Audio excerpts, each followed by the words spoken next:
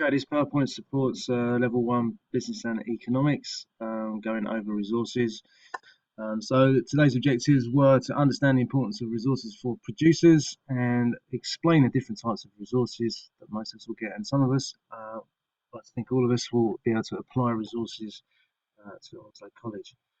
So first thing, what is a resource? Okay, so a resource is an input into the production process. So what this basically means is certain things that go into the process of production, and combined with the management of these resources will end up in being outputs, which would be goods or services. Okay, so what you can also look at these as building blocks are very important. Their importance are that they represent effectively the building blocks of production. So without the resources, production is unable to occur.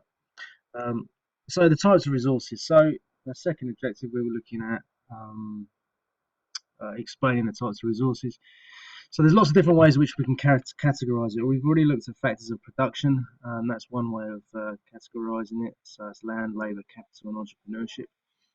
However, to break it down a little bit further, you can also describe them as renewable, or these can be described as being renewable. These can be replaced, they can be regenerated, they can be grown, they will renew themselves effectively, reproduced. So once they're used, they can be used again, and therefore there is an unlimited supply. So examples of this would be agriculture, it would be wind energy, even human resource, labour. Non-renewable, this is stuff that isn't replenished. Okay, it has a very limited amount, and it really can't be.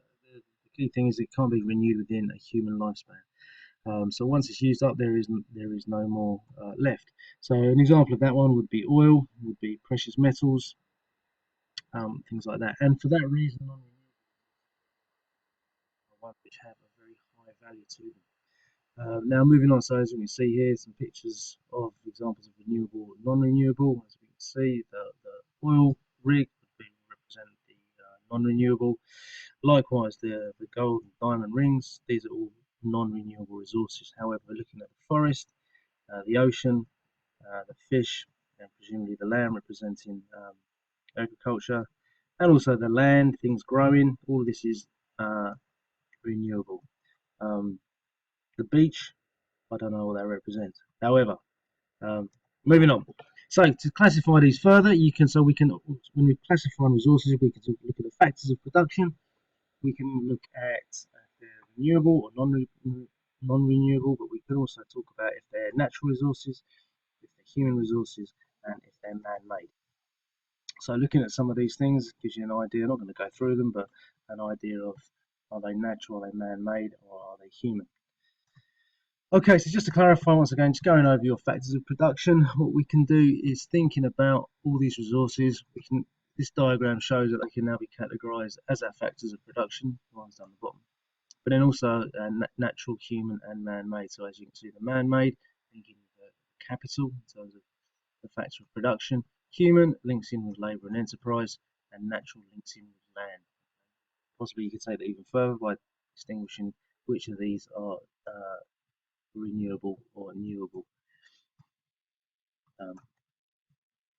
Okay, so our next activity that we were doing, therefore, was flipping over to how Onslow College as an organisation, as a producer, utilises some of these resources. So what we can see here, from a natural point of view, from land, I think some of the examples we were looking at were the gardens, things being grown in the gardens, the fields, whereby sporting activities can be done, table mounting. I think we all understood the fact that these inputs are helping the school produce the service of education in one way or another to benefit you guys as students who are the customers.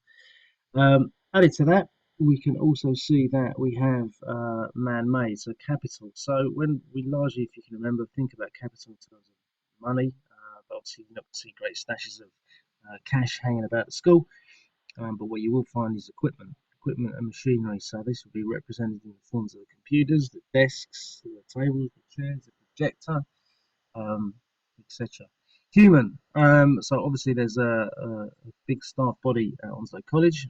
So the labour will be represented by the teaching staff, by the support staff, the admin, the ground staff. So all of these people would represent the human labour resource. And then finally, entrepreneurship. These people are those people who are making the decisions and are controlling and running the school. So such as the principal, to an extent the board of trustees, I suppose, and then added to that as well the deputy principals, and lower on down the hierarchy. Thank you very much.